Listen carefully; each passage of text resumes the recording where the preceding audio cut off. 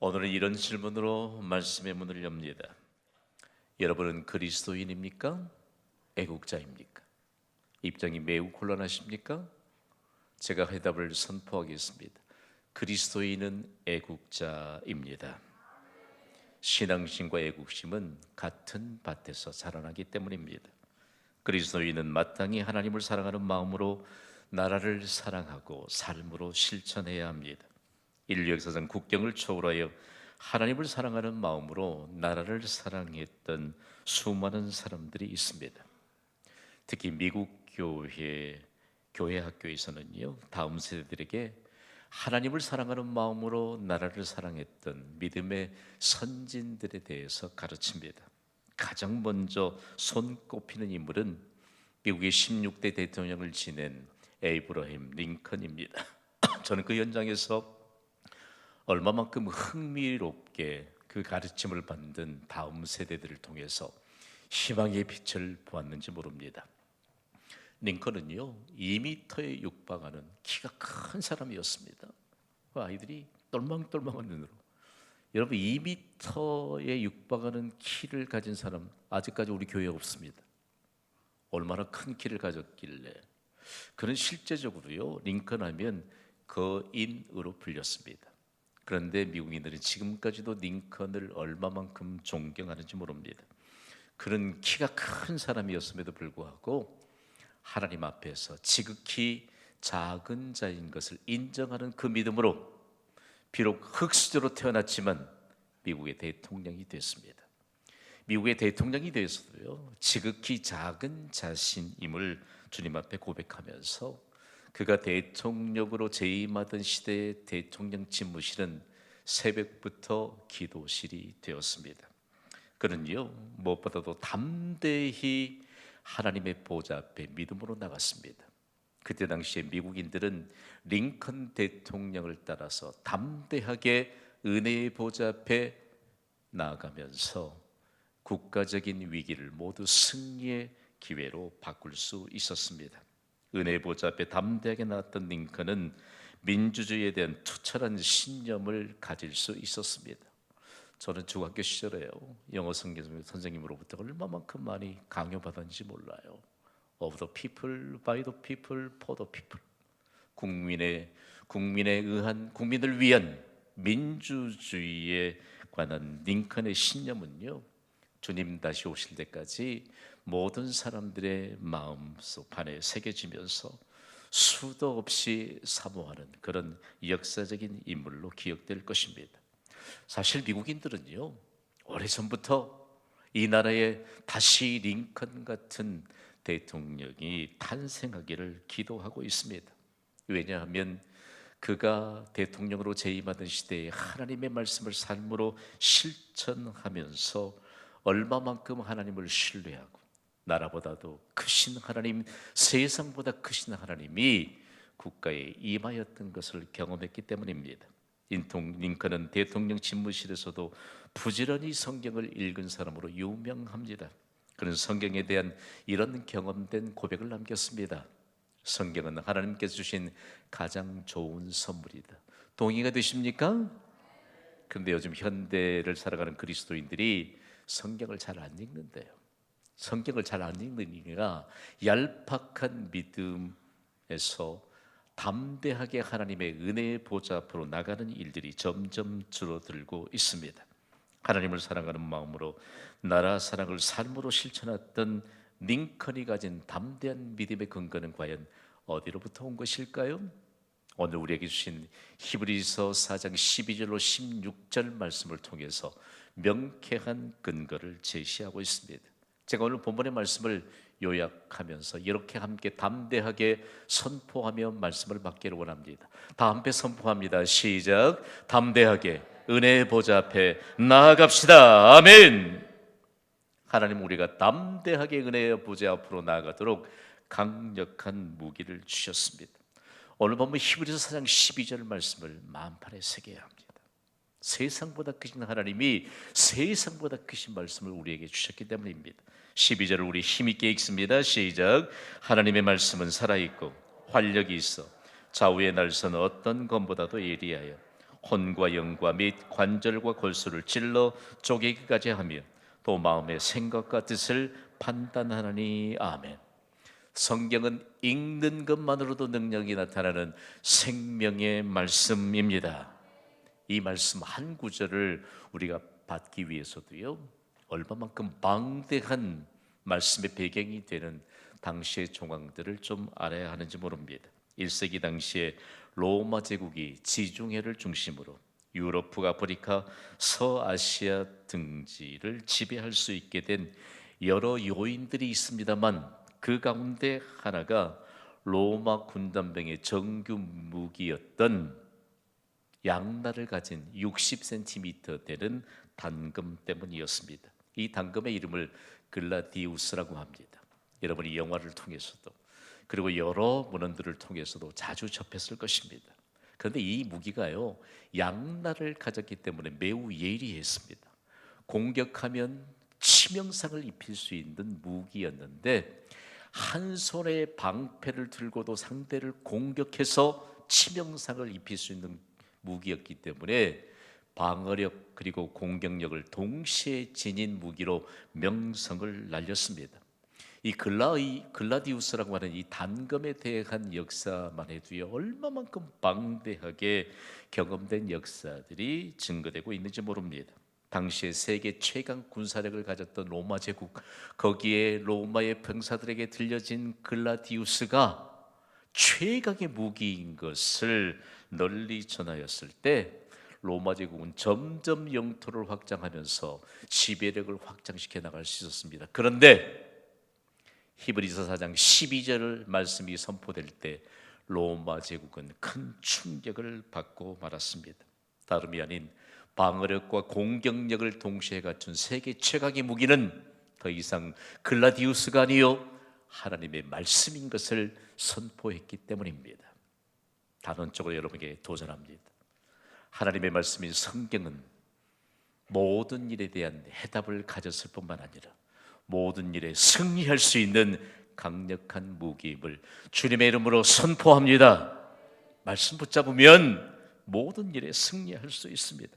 그러면서 당시에 이 강력한 무기가 되는 하나님의 말씀에 대한 배경이 초기 기독교 시대의 영적 지도자들에게 있었던 그야말로 가르침에 대한 핵심을 배경으로 삼고 있습니다. 초기 기독교 공동체를 통해서 영적 지도자들은요, 1세기부터 3세기까지 다름 아닌 구약 성경을 살아있는 하나님의 말씀으로 믿었던 것을 만방에 선포했습니다. 그러니까 신약 성경이 아직 완성되기 이전에 구약 성경을 얼마만큼 살아있는 하나님의 말씀으로 선포했든지 말씀을 듣는 자들에게 믿음의 귀가 열렸고, 말씀을 붙잡고 모든 일에 승리하게 하시는 강력한 무기인 하나님의 말씀에 대한 신뢰를 가질 수 있었다는 말씀입니다. 그러면서 우리에게, 이 시대를 살아가는 우리에게도 물려받은 귀중한 믿음의 유산이 되게 했습니다. 성경은 살아있는 하나님의 말씀입니다. 하나님의 말씀 앞에서는 드러나지 않는 것이 없습니다.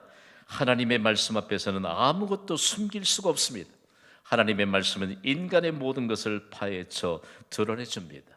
저는 가끔씩 그런 일을 경험해요. 제가 여러분의 사정을 훤히 들여다볼 수 있겠습니까? 아니지요.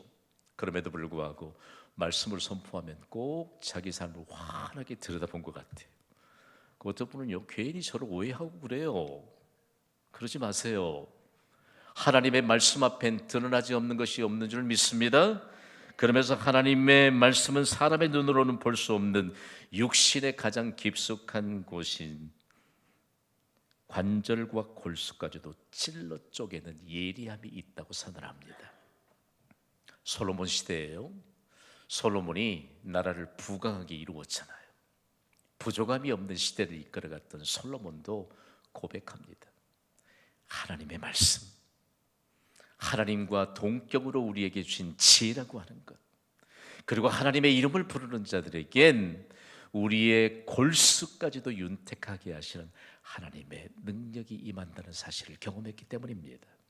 오늘 이 예배에도 의사도 터치할 수 없는 이와 같은 우리의 마음 육체의 깊은 곳은 물론이거니와 우리의 마음 깊숙한 곳까지 능력을 베푸시는 하나님의 능력이 임하여서 치유의 강력한 표징이 나타날 수 있게 되기를 주님의 이름으로 선포합니다. 믿으세요. 믿으시면 돼요.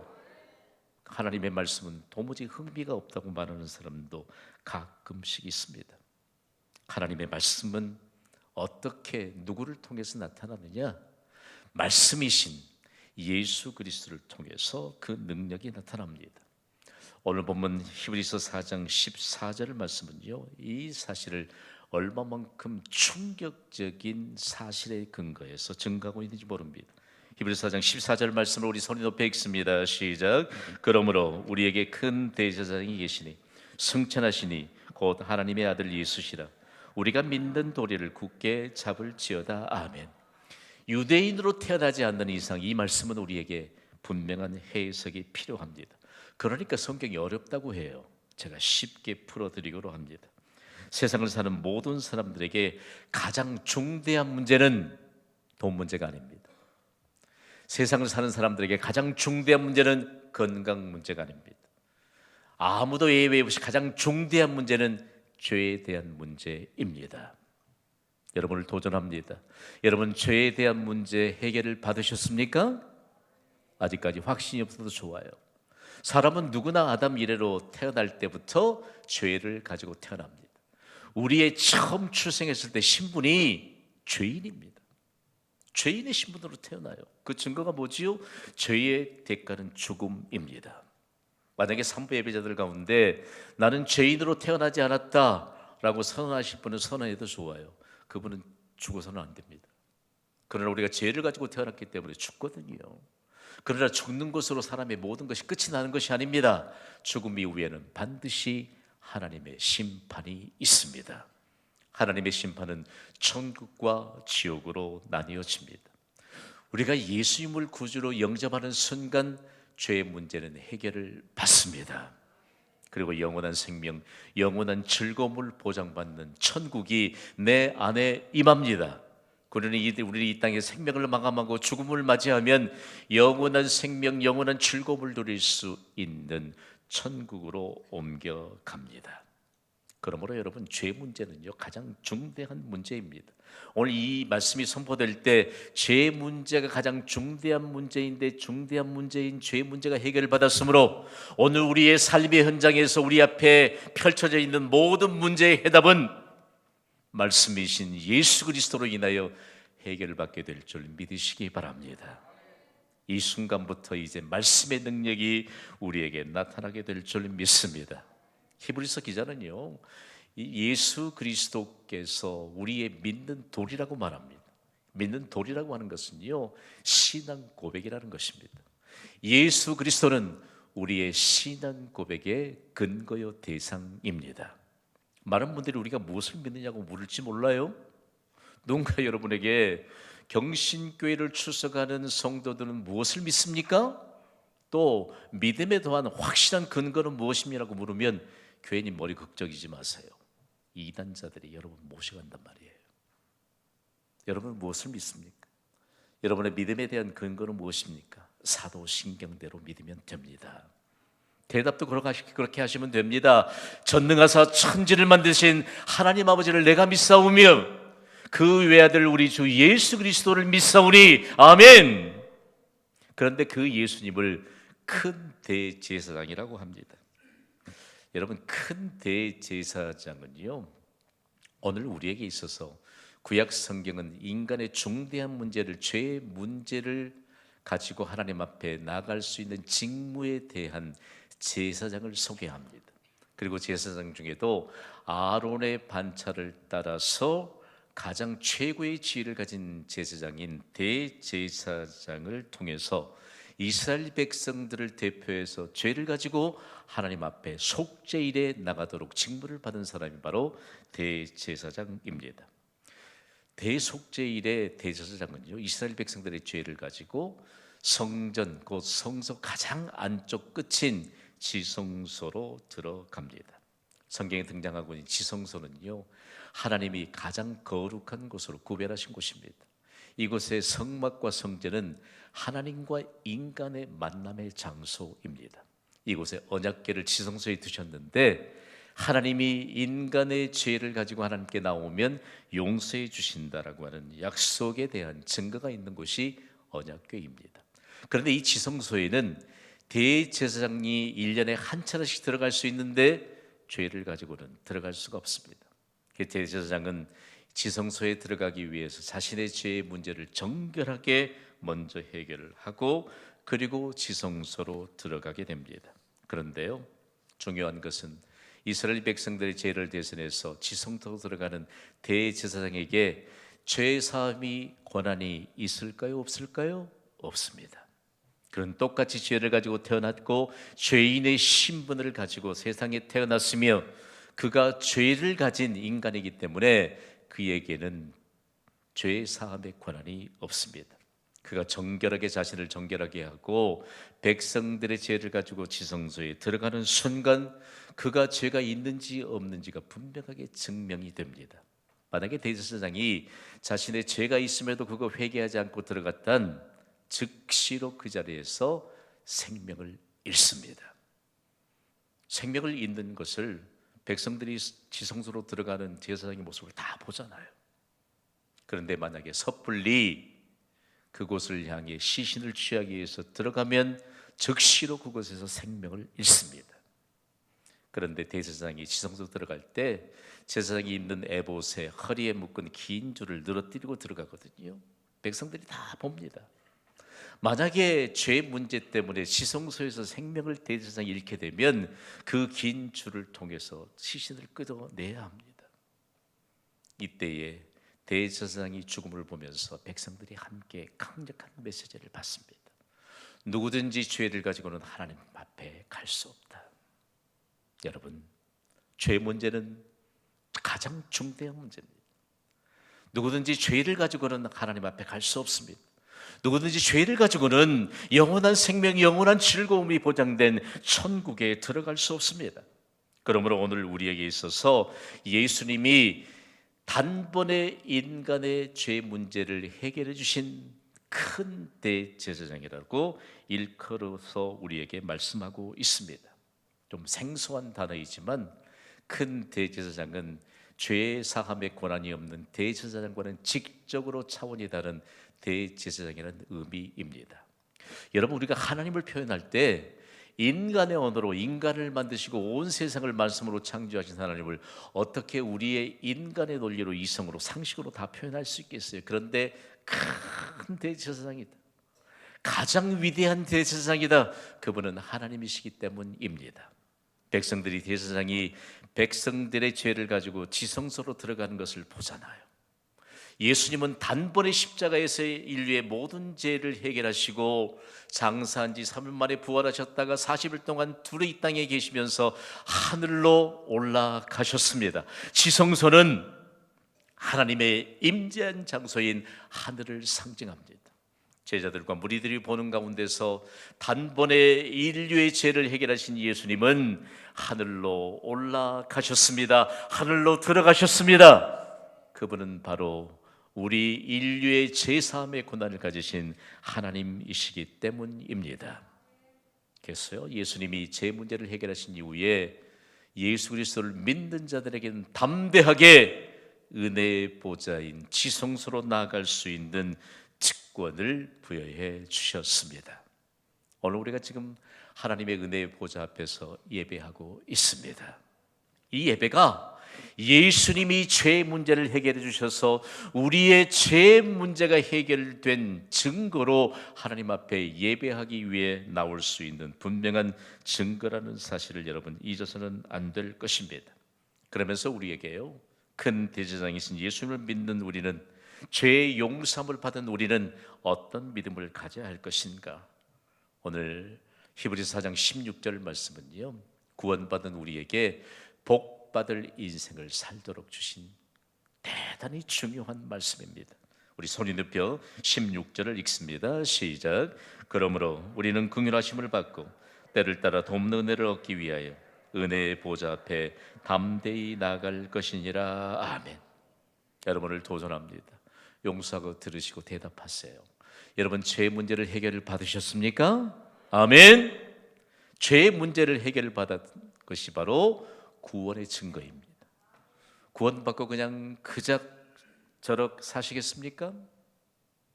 저는 여러분에게 강력하게 하나님의 말씀을 전달하기를 원합니다. 구원받았다, 내 안에 하나님 나라가 임하였다, 믿음의 확신을 갖는 것 대단히 중요합니다. 그러나 그 믿음의 확신만을 가지고 우리에게 때를 따라 돕는 은혜를 누리지 못한다면 이것은 정말 안타까운 일이 아닐 수 없습니다. 오늘 때를 따라 돕는 하나님의 은혜, 제가 가장 현대적인 용어로 때를 따라 돕는 하나님의 은혜가 임하기만 하면 우리가 가진 모든 문제는 이미 해답을 얻게 된 줄 믿습니다. 때를 따라 돕는 은혜는요, 하나님의 타이밍이에요. 하나님을 가장 현대적인 용어로 표현하면 타이밍을 맞추시는 전능자이십니다.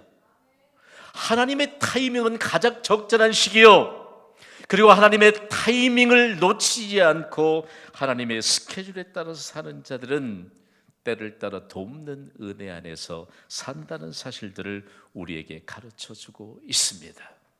우리에게 절실한 것은, 필요한 것은요, 매일의 삶 속에서 때를 따라 돕는 하나님의 은혜를 누리며 사는 것입니다. 오늘 히브리서 기자가 히브리서를 시작할 때부터 우리에게 강력한 메시지를 줍니다. 하나님이 말씀하셔도 잘 듣지 않아요. 마음이 계속 완고해집니다. 완고해지니까 때를 따라 돕는 하나님의 은혜에 대한 사모함이 없어집니다.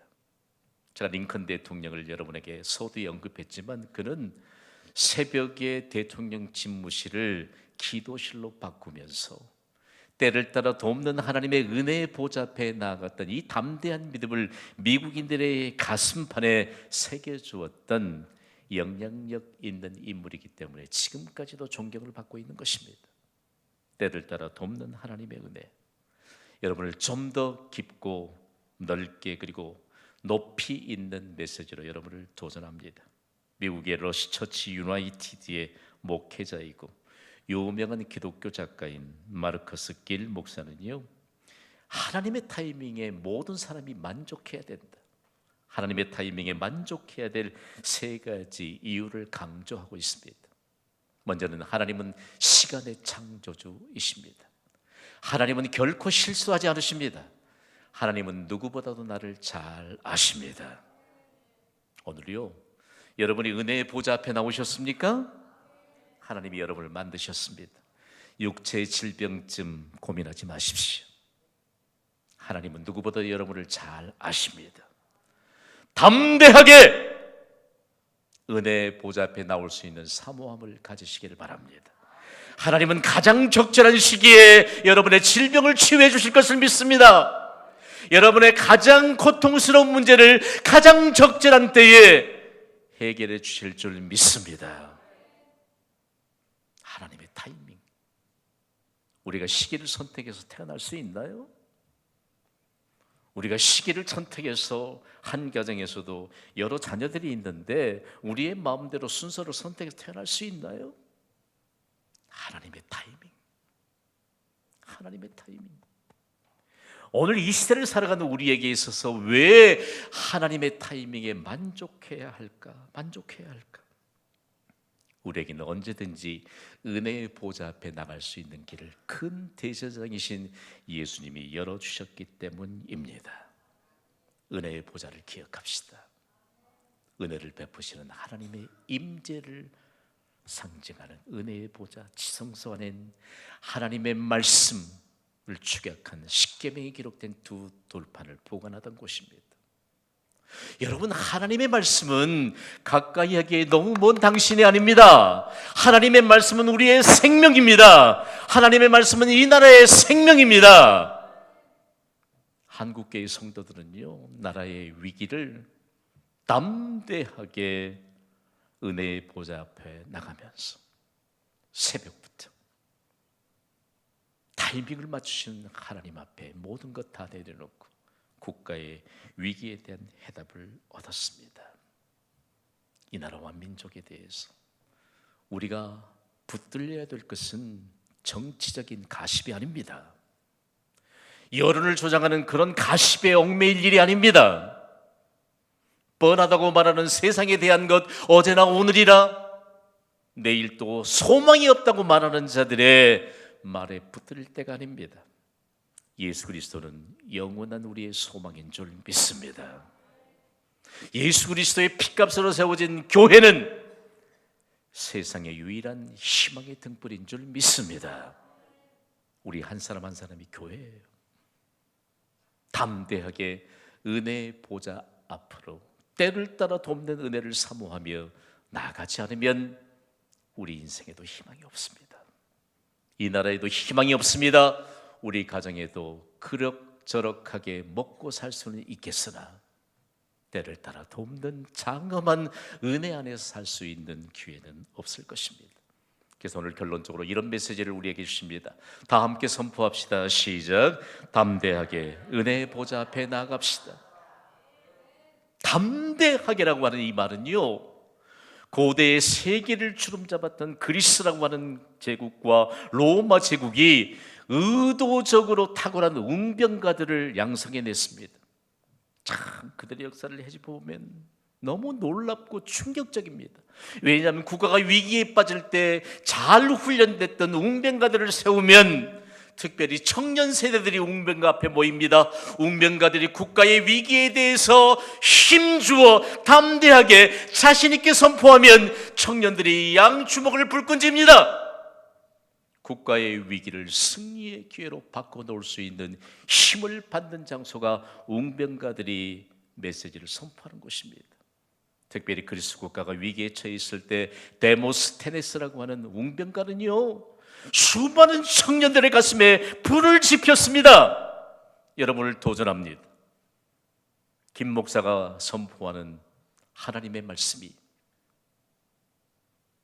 세상에서 훈련되고 그리고 오직 자기 자신들의 유익만을 위한 웅명가의 메시지보다도 힘이 없다고 생각하고 있지는 않습니까?